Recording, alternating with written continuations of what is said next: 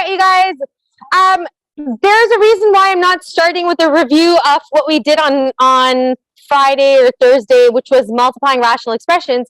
And it's because the topic we're going to start with, which is dividing rational expressions, is very closely related to what we've learned there. So I'm kind of going to teach the new lesson and review at the same time.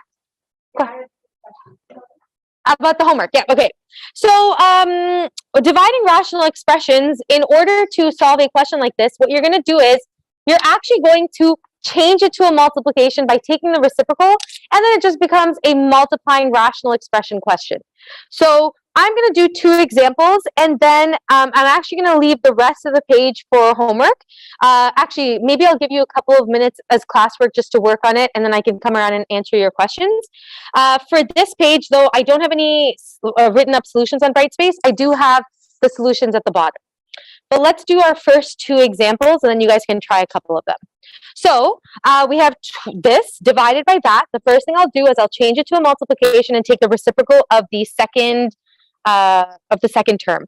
So it's going to be 12c squared d over 5a squared b squared times 10ab over c squared d squared.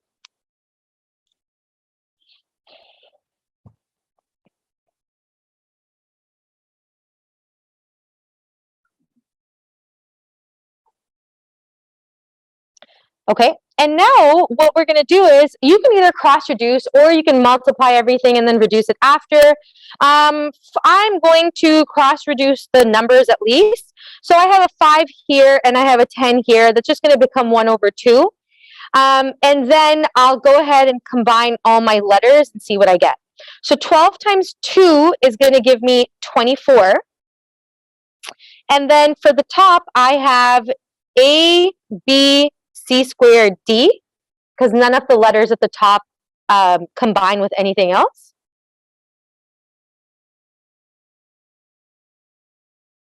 Over, and then at the bottom, I'm going to have A squared, B squared, C squared, D squared.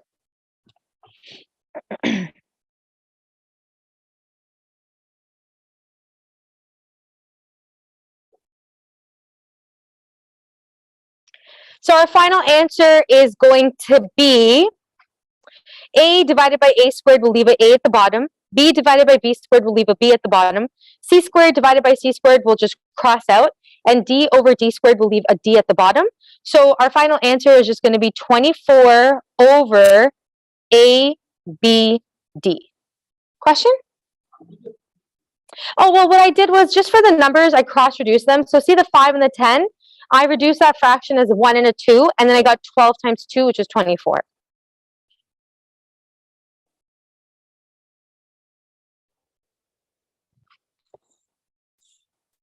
Oh, I think I might have not been recording.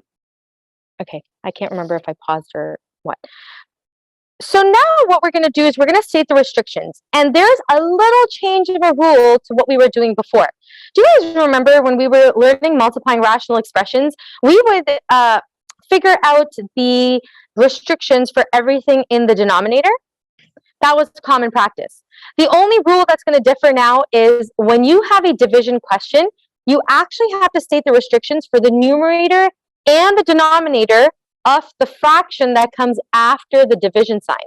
So in this question, what we're going to be doing is we are going to state the restrictions for everything in the denominator as well as whatever is in the numerator. Sometimes it might match, like sometimes you may not have to write it twice, but in this question, the denominator is A and B. So we're for sure going to write A cannot equal to 0 and B cannot equal to 0. But we also have to include whatever is in the numerator, and that's going to be C cannot equal to 0 and D cannot equal to 0. And this is different than what we did when we were learning how to multiply rational expressions. But other than that, the questions are done exactly the same way. Sarah? So example number 2, we have a simple trinomial over a simple trinomial divided by x minus 3 over a simple trinomial. what I'm going to do is I am going to, just to save steps, I'm going to factor and I'm going to flip all at the same time. So I'm going to start off by factoring this.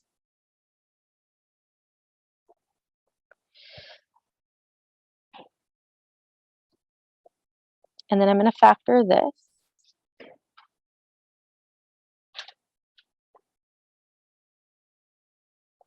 Then I'm going to take the reciprocal and I'm going to factor it at the top.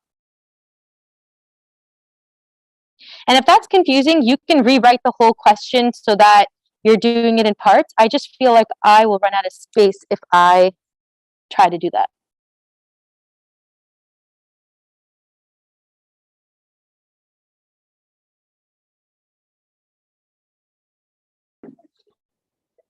So I hope this wasn't too confusing for you, but does everyone see how I factored and flipped?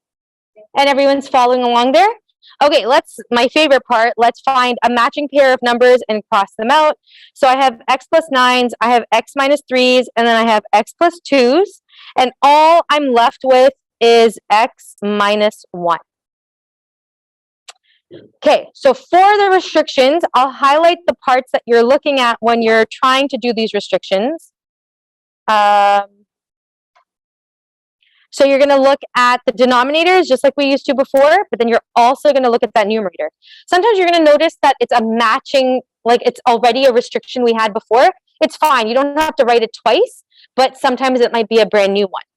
Okay, so what can x not equal to?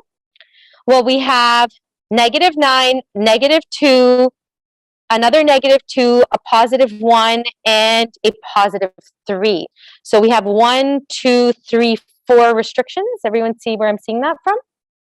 Yeah. And then we're just going to write them in order. So we're going to have -9, and then we'll have -2, and then we'll have +1, and then we'll have +3. Oh, you can't see that. Oh, but it's so pretty. Okay, hold on. So -9, -2, a 1, and a 3. It's coming. How did I do that? Magic. Yep.